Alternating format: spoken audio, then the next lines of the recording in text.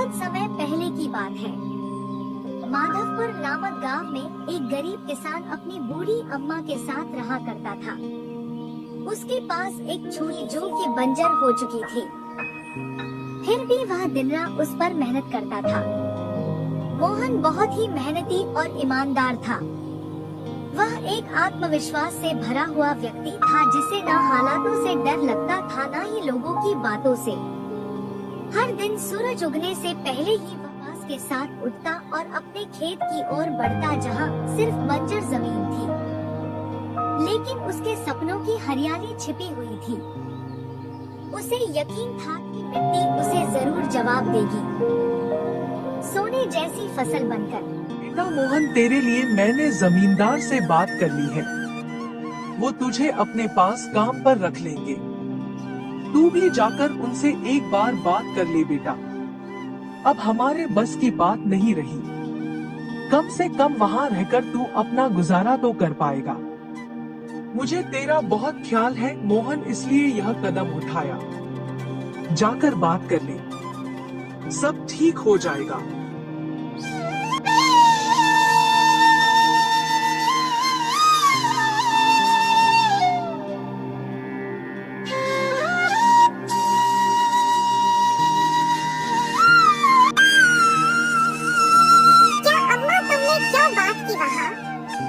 मैं नहीं जाऊंगा।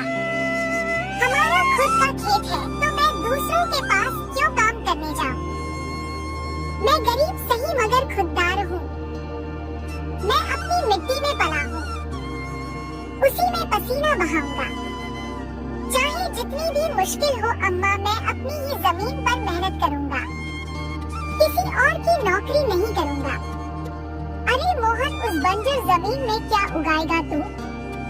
वो जमीन अब बिल्कुल बेकार हो गई है बेटा।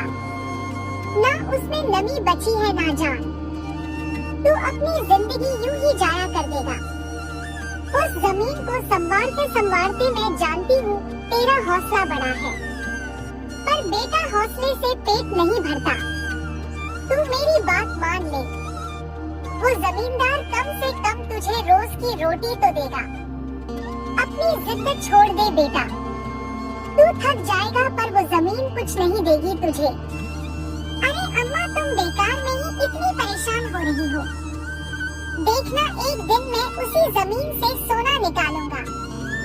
यह जमीन ही हमारी सबसे बड़ी ताकत बनेगी। काम कर ही रहा था कि तभी वहाँ पर एक आदमी आकर बोला, अरे मोहन भैया, आपको भी मानना पड़ेगा।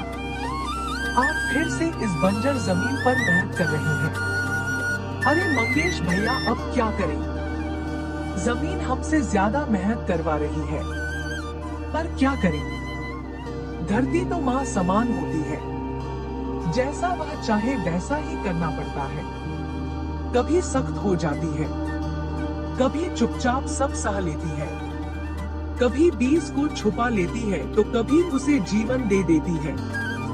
हम तो बस उसके बच्चे हैं जो उसके हर रंग को अपनाना जानते हैं।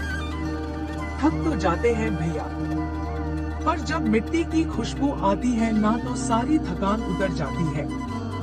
उम्मीद है यह माँ हमें खाली हाथ नहीं लौटाएगी। बस थोड़ा और सब्र, थोड़ा और विश्वास। आप जैसा मूर्ख तो मैंने आज तक नहीं देखा भैया। क्या सोचते हो आप? दुनिया कहां से कहां पहुंच गई, और आप अब भी उसी बंजर जमीन से उम्मीद लगाए बैठे हैं। मोहन के पास उस आदमी की बातों का कोई जवाब नहीं था। वह वहाँ से अपने घर चला जाता है। जब दोपहर को मोहन थक हार कर घर पहुँचता है तो देखता है कि माँ बुझे हुए चूल्हे के पास चुपचाप बैठी है। क्या हुआ अम्मा? तुम ऐसे क्यों बैठी हो? खाना क्यों नहीं बनाया? क्या बात है? बेटा, चूल्हा जलाने के लिए लकड़ियाँ नहीं है, इसीलिए चूल्हा कैसे जलेगा? बस इतनी सी बात है अम्मा। मैं अभी जाकर ले आता हूँ लकड़ियाँ। मोहन लकड़ियाँ लाने जंगल चला